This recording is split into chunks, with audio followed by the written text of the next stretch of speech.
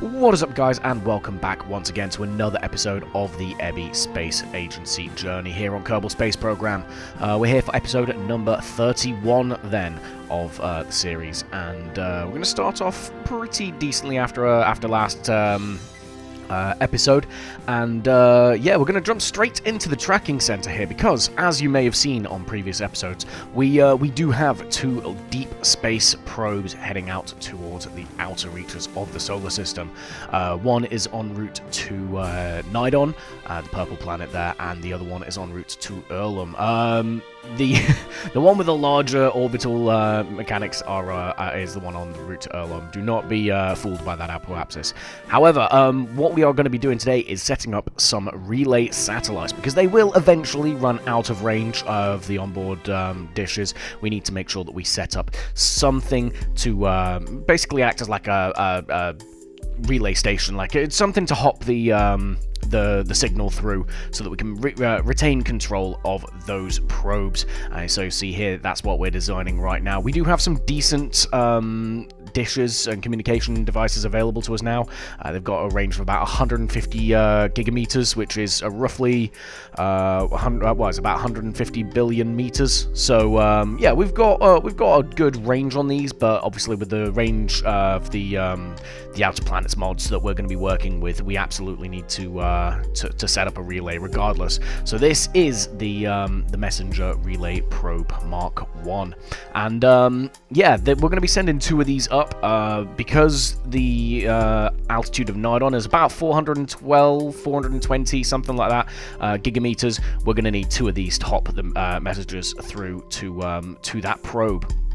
And yeah, we're gonna go ahead and set that up now. You see, we're just putting the final touches on the rocket before we then decide to wheel it out to the pad. And I'm gonna hand you over to the launch of that now, commentated live by past me.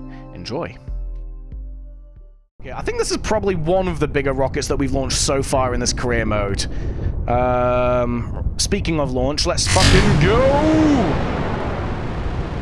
Alright. Throttle it down, start the gravity turn, let's go! I'm new. Today was your first time playing? Oh, no way, man! How are you finding the game? I hope you enjoy it.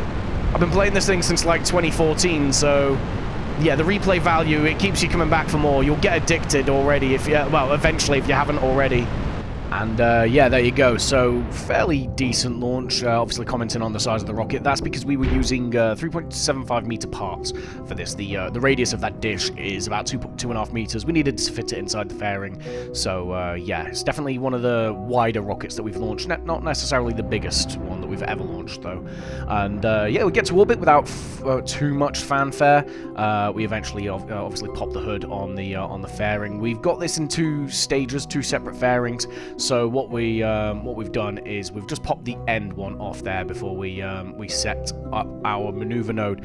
Now, the way we're going to be doing this is essentially getting using the launch vehicle to send us up to about 150 gigameters from the sun, give or take a little bit, and then we're going to basically, once we're already en route to that, we're then going to pop that top relay satellite off, right?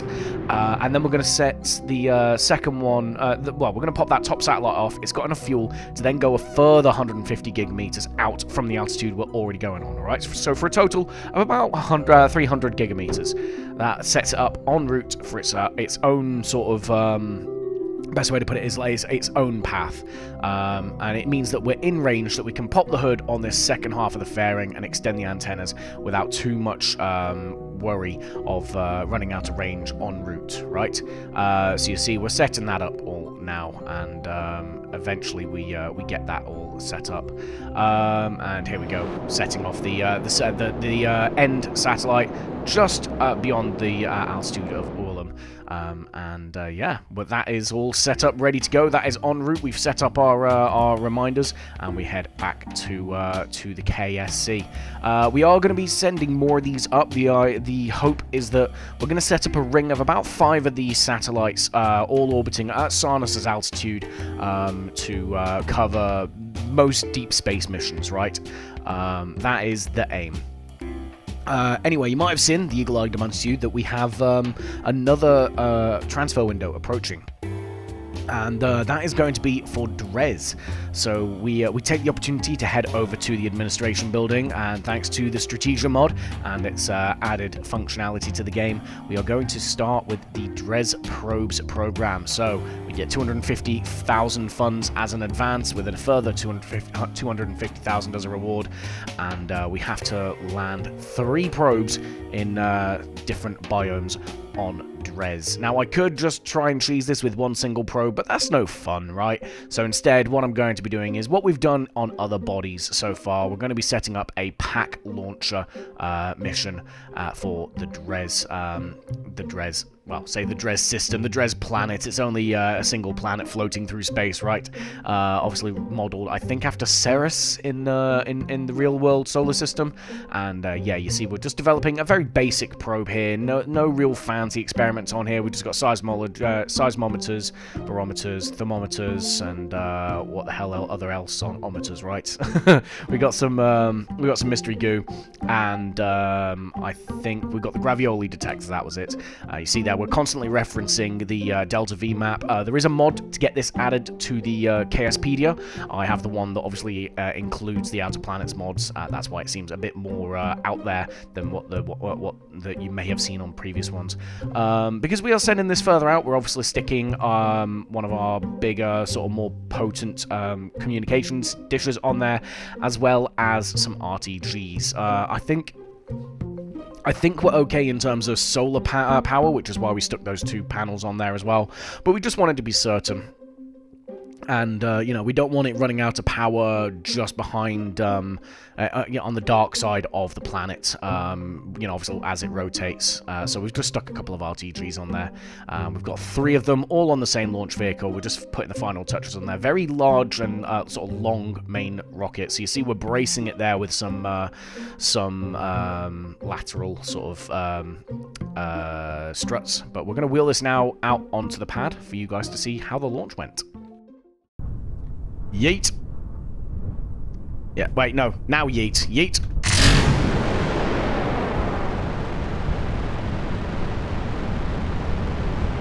We need a nice early turn then if we're going to try and maintain that ballistic arc.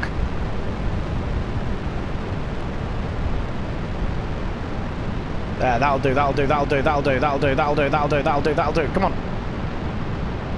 There we go. Okay, okay, we good, we good. We coolin', we coolin'. Come on. And so, yeah, obviously because of the shape of the rocket with that extremely long sort of fairing on there, it does make it very difficult to launch, especially with 4 big boosters on there, but obviously we need the Delta V as well. But the problem is if we started the pitch over too late or when we were going too fast, the drag on the top of the rocket would cause it to flip over, and you kind of saw a little bit of a symptom of that when I was sat there going, that'll do, and that's because we started the turn, and then as the speed built up, the air force the aerodynamics over the rocket was forcing that turn to continue, and I had to really fight it to get it back along that pro-grade marker. But thankfully we do. We get up to the up to orbit without too much further drama, and we pop the hood on those fairings and deploy the communication antennas to make sure that we retain control. And from there, it's time to set up a burn to not Duna, sorry. That's force of habit, slip of the tongue. That is on our way to Drez. And we kind of messed up on this, guys. We do spoiler alert, we do head on our way to Drez. We get the burn completed, but the Mun was kind of in our way at the time. Now, you see on the top left, the Drez window still isn't technically here yet for another 4 hours. In hindsight, I should have just waited. I should have just kept this thing in orbit, waited for the Mun to get out of the way and the window to open, and then set the burn up from there, right? But instead, for whatever reason, I don't know what possessed me to do it, I made most of the burn then, and then waited until we got above the altitude of the Mun to then complete the rest of the burn to make the maneuver nodes easier. And you see here, it just led to me spending about 30 minutes on stream chasing a maneuver to get to Drez. You see there, we're still referencing the Delta V map as well, because there is a real risk here, guys, that the craft runs out of fuel en route. So we do get an intercept with Drez. Whether or not this is still going to be a successful mission is something we're going to have to wait about 5 in-game years to find out, because off the top of my head, I don't know whether or not we're going to be able to put these things down. There is more than enough fuel on board each of these probes to land on Dres, so we could potentially use that fuel to help stop us and put us in orbit of Dres on each probe, but unfortunately, that is all we know at this time, so stay tuned for the series for that to see how that goes. From there, we head over to Mission Control. We take a mission to plant a flag on Duna. We plan to go back there anyway, so that is an absolute gimme. Yeah, we actually head and take a couple more space telescope missions. So we're going to be taking a picture of Slate and Whale, two of the Outer Planets mods moons, right? The first of which, obviously, as we pan over to the isolated Deep Space Telescope here, the first of which is going to be around Sarnus. That's going to be Slate, and that is one of I'd say it's middle moon. It's kind of like the third of 4, I think. Yeah, we zoom in, we take a picture of this nice grey blob. I don't know if that's distant object enhancement being a bit weird or what, but we actually have something in the lens. We take the picture and we send the science back, and then we head down and down to Ulam and take a picture of Wow. Much the same, again, just a grey dot. I think, in hindsight, as I'm doing this voiceover, I think it is maybe distant object enhancement, not loading the body in, because it's on the opposite side of the sun to us, so it should really be well lit, but I don't know off the top of my head. I'll have to have a play around with that and see if I can get something working. But now, guys, it is time for a new kind of experiment running out of the Kerbal Space Center here. You see, we borrowed another aircraft from the Kerbin Air Force.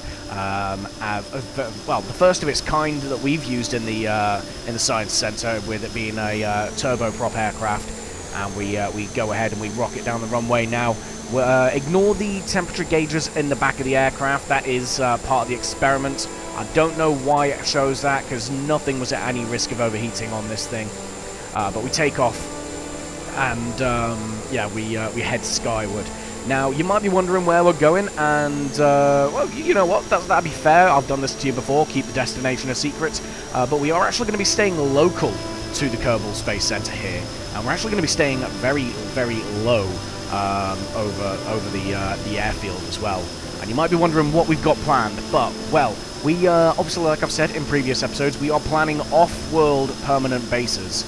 And, well, we need to, find a way of putting them on the surface of of those planets, and also resupplying them, right? So, we are testing a new concept. Werner von Kerman, he had a little bit too much Kerbal whiskey last night, and he came up with this idea, hastily scribbled down on a napkin, and he thought, what if, guys, we get a cargo aircraft, and rather than landing it, where there's rocks and terrain that could damage the aircraft, what if we keep it in the air and we just throw the payload out the back with a few parachutes attached to see if it lands safely. And well, Gene Kerman, right next to him in the bar last night, basically turned around and said, all right, bet, you know what, if you can make this happen safely on Kerbin, then we might let you have a go on other planetary bodies. So this is the first test of its kind to take place on Kerbin.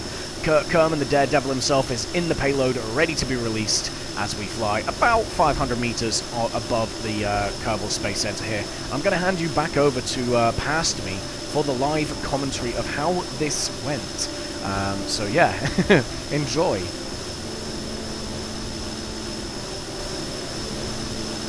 And yep.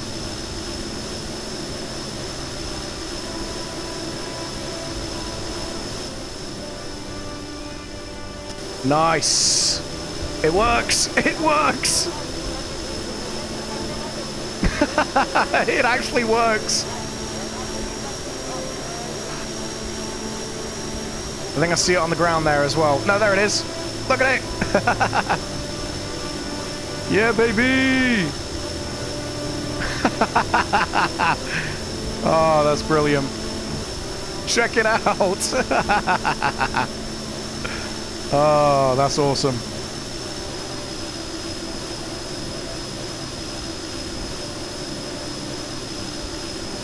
There it is on the taxiway.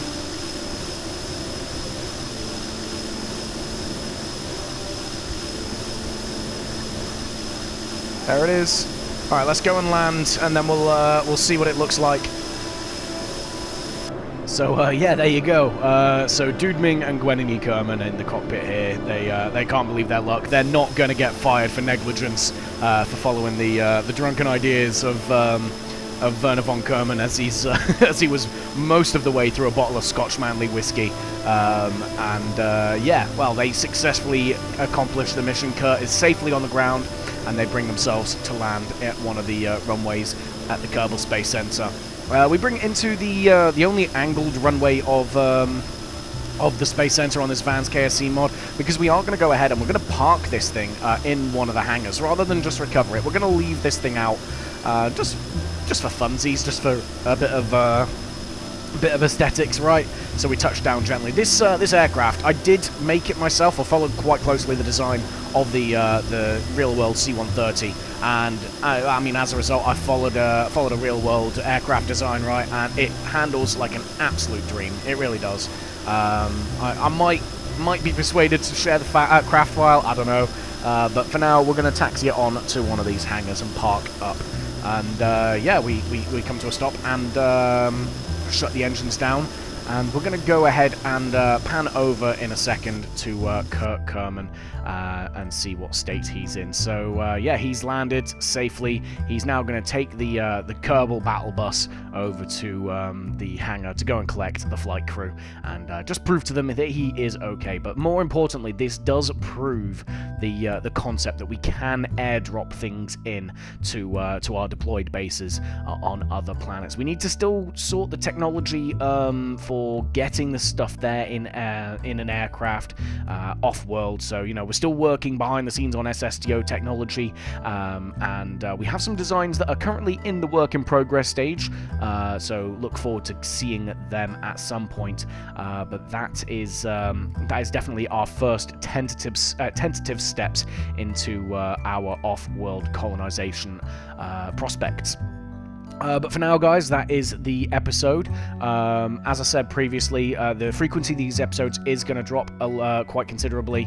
But yeah, we are going to be coming back soon, and yeah, we are going to continue on with our science and testing the waters for potential bigger missions later on down the line. But for now, guys, thank you very much for watching. As always, if you did enjoy, leave a like and subscribe. It always gives me a bit of dopamine to see that.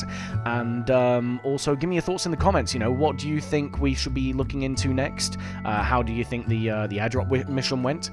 And yeah, I will see all you guys in the next episode. Goodbye.